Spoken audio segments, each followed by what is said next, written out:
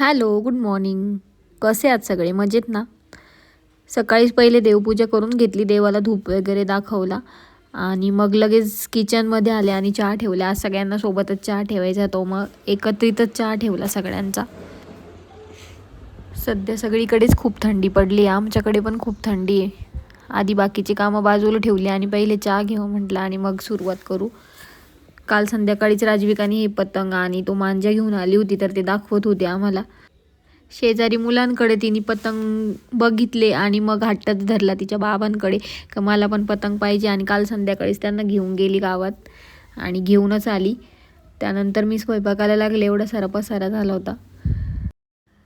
आज सकाळच्या जेवणामध्ये मी फोडणीचं वरण भात आणि वाटाण्याची भाजी बनवली होती. स्वयंपाक झाल्यावर परत एकदा मम्मीनं आणि मला थोडा अर्धा कप चहा ठेवला आणि मग किचन ओटा आवरून घेतला. नंतर मोटर चालू केली कारण वरच्या टाकीतलं पाणी संपलं होतं. मग पाणी मारून घेतलं. इकडं पोर्चमध्ये खूप धूळ साचली होती, तेवढ्यात कपडे पण झाले होते स्पिन. मग कपडे वाळत टाकले.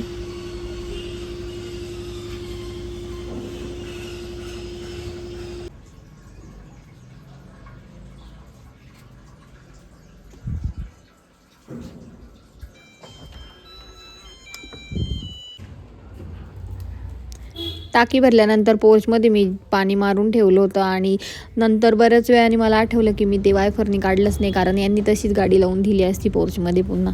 मग ते पाणी काढून घेतलं.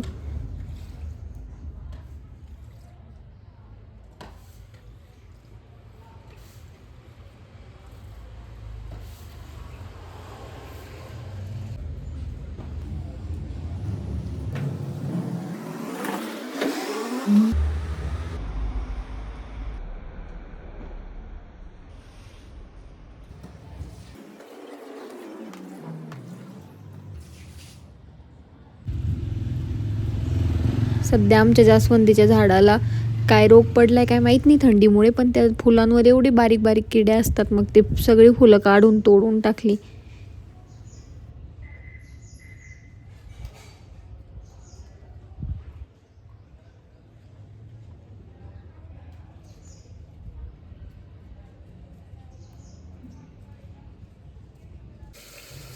त्यानंतर आज संध्याकाळी जेवणामध्ये खिचडी आणि बटाट्याची भाजी बनवली होती.